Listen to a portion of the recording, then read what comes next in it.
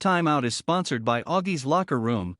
Augie's features the largest collection of Notre Dame football memorabilia and gifts, including rare and hard-to-find items. Hey, this is Augie, Augie's Locker Room. Website, augieslockerroom.com. Visit us here or the website. Tim Priester with Tim O'Malley and John Bryce outside of Notre Dame Stadium. Just spent 45 minutes with Marcus Freeman talking about recruiting, but also talking about Notre Dame's activity in the transfer portal, as well as offensive coordinator talk.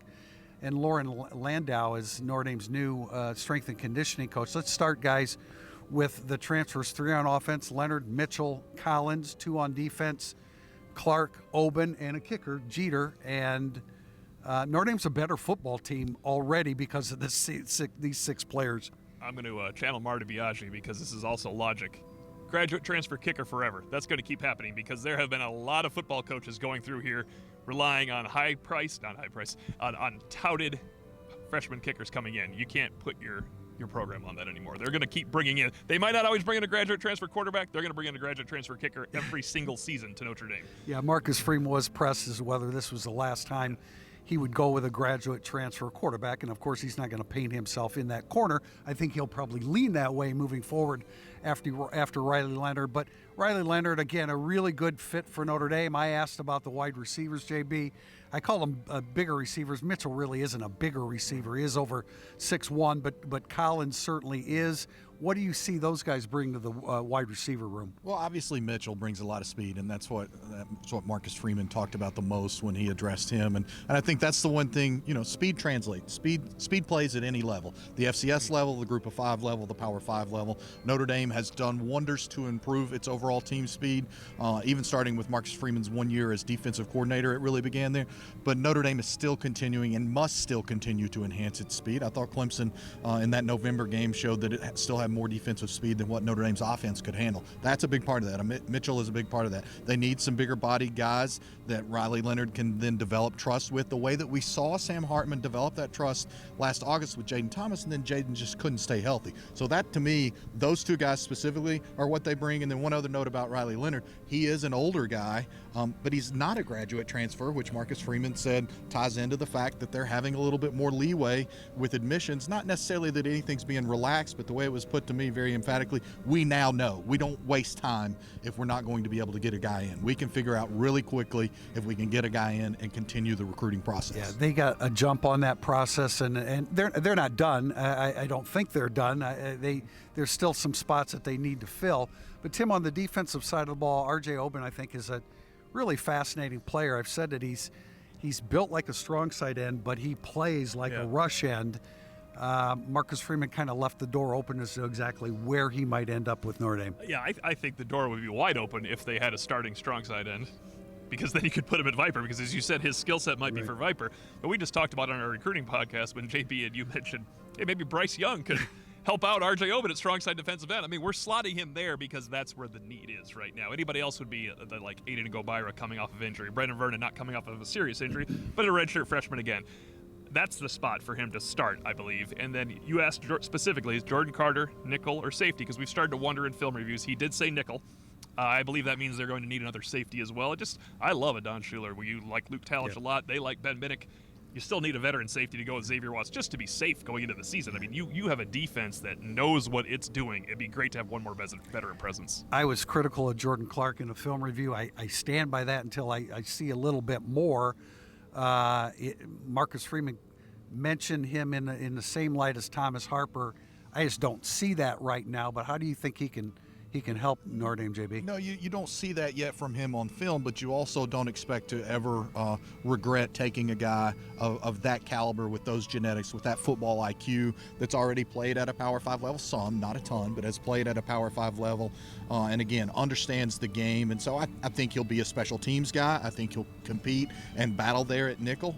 We saw Clarence Lewis a little bit there in the open portion of practice on Tuesday morning, I guess that was, and Clarence has played a lot of ball, but he's going to have to compete. And so these coaches talk very specifically about how much they love these guys in recruiting, but they're pretty candid about telling them, we're recruiting you, and we're going to try to recruit better than you. And they implement that. And so I think that's what Clark is. He's going to be given a chance to compete. I expect him to at least be a special teams contributor. Interesting bit of information from Marcus Freeman about Kenny Dillingham, the Arizona State head coach, who actually called Freeman and spoke very highly of Jordan Clark, and that is absolutely a common and of his denominator. character, of his competitiveness and well, character. yes, I was going to say that is the common denominator, that everybody speaks very highly of Jordan Clark, the player, the glue guy, the guy that will blend in really well with the Notre Dame defense. And it got a little wide open in there in our question and answer session, so I really wanted to ask Marcus. But Brian Kelly used to say, I have the final say, when he, of course he does, and Marcus Freeman does now too, but when a coaching staff disagrees, and when Marcus Freeman might disagree with his coaching staff or agree with some of them, how does he differentiate? What is, that's a take because of me? And he said it's competitiveness. And he doesn't want to throw the word around competitiveness. He means these guys should want to compete in everything. That's the type of player I want. And that's really interesting for me with the transfer portal, because you spend a year recruiting the other guys, the young guys. You spend a month. If that in the transfer portal. That's if you're cheating. So you spend very little time with the transfer portal. A month, week. Yeah, you have to work your way at back channels to find out. And he said, you know what? Someone will tell you. Someone will tell you if this is the type of competitiveness you want. And so I think that is kind of his differentiator for grad transfers. The first revelation of the 45-minute press conference, Marcus Freeman started with Loren Landau, Notre Dame's new strength and conditioning coach. He said that they vetted 30 plus guys for the position. Fred Hale, it will be up to Landau as to whether he stays with the program. I'm still kicking myself because I was not able to get the question in about the soft tissue injuries that was written about in, frankly, a lousy piece of journalism. But the fact of the matter is, there are the percentages of the soft tissue injuries. JB, what do you make of all that, and what do you know about Loren Landau? I know he has a really good reputation. Again, I would point out that in one of those anonymous player surveys while he was at Denver, the strength and conditioning area of the Denver Broncos franchise got an A- grade, and it was the highest grade of any element of the Broncos. Mm-hmm. And let's not sugarcoat the fact that frankly the Broncos sucked most of the years he was there. Really bad. That's pretty candid. That's about as candid as I can get it. I will say this: I texted with one of the other candidates, and he said, I'm curious to see his translation to the college level. There's no denying how smart this guy is. There's no denying how good this guy is at speed and strength training. And there's no denying the fact that this guy's written books about it and has trained a number of high-level athletes. And at the NFL, the only other thing I would caution or really point out is that those guys are sort of doing the bare minimum with the NFL strength coach, because they almost all to a man have personal trainers that they work with. Right. And it's so year-round, and so much is limited now what can be done at the NFL level because of the collective bargaining agreement. So there's so many different layers there. But Marcus was very thorough. You know, they went after the strength coach at Alabama. They went after the strength coach of another program that's in a very prominent postseason position. They went after multiple other NFL guys. They talked to Aaron Wellman from IU. My understanding is he very much wants to look at first going back to the NFL. So it was a very thorough search. And aside from that one article, I can't find nobody's telling me anything negative about Landau. You know, one of the things that Freeman mentioned, I kind of brought this up in a podcast the other day, is that Landau, you know, I think he can adapt, because like there was a question about whether he can go from pro to the younger guys. Well, his career is based around one-on-one individual, you know, conversations and teaching, and that's what Marcus Freeman said he liked about him. There's teaching an entire 120 person team, and then there's the individual relationships. Yeah, and it's not all going to be up to him. That's why I think it's very important that he's bringing in his own staff, and hope maybe Fred Hale will be part of that staff. But it's that he's the director of player performance. It's not just strength and conditioning anymore. It goes deep. It goes with his relationship with nutrition.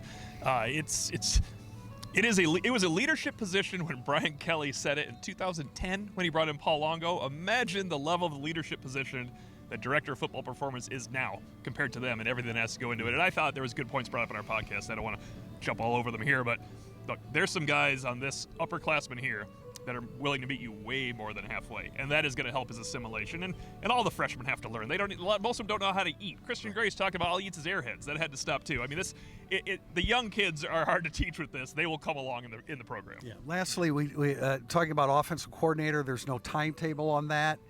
I know a lot of people have been asking Irish Illustrated, well, where's your hit list? Which we put out last year, and it was necessary because it was wide open. Our sense is that it's not open. We're not saying that Mike Denbrock is absolutely going to be the offensive coordinator, but he's he is the high odds-on favorite right now. Yeah. There's real smoke with the Denbrock situation. I also think it's a very concentric circle of people that Marcus Freeman is looking at. He's got a very clear idea. He went through this not even a year ago. It was February when Tommy Rees abruptly bolted, and then sort of that search ended up kind of a debacle. But then they went with Jared Parker, so he's more prepared for that this time. Again, I'll reiterate, they got Al Golden in a good spot. They feel like they're going to keep Al Golden for a few more years. I think that gives him an added cushion or a comfort as he approaches this offensive coordinator search. It was during hockey season, if you recall, last year. This really? Search, yes. It was. Yeah, they might have even had a couple coach visit. It was flight tracking season. Tim, if it is Denbrock, and as we wrap up here with this comment, what do you think he brings to the equation? Let me just say, you would have two really veteran coordinators now, and I think Mike Denbrock is a much better play caller, offensive coordinator for the experience at Cincinnati and LSU. Look, he took the hit in 2016 when Brian Kelly. It was either Brian Kelly and his staff or Brian Kelly's staff. That had to happen. It was. I don't think Brian Kelly necessarily wanted to do that, and you could tell because he brought Mike Denbrock down to LSU when he had the chance. The veteran aspect is huge for me. The tight end aspect is less. I know he's coached tight ends at 2 stints at Notre Dame. That you can find an offensive coordinator that can coach tight ends as well. I think it would be a great value add. I do stick with the fact that it doesn't have to be a veteran as much in Marcus Freeman's third year and with keeping Al Golden there as it did in Marcus Freeman's first year when they got Al Golden. Yeah, that's true. But look, Denbrock, Kirby Moore, and as I said, we are not experts on everything position coaches have done all over college football, but we do have a good body of work with Mike Denbrock. Yeah. That's it here from Notre Dame Stadium. This has been Irish Illustrated's Instant Analysis.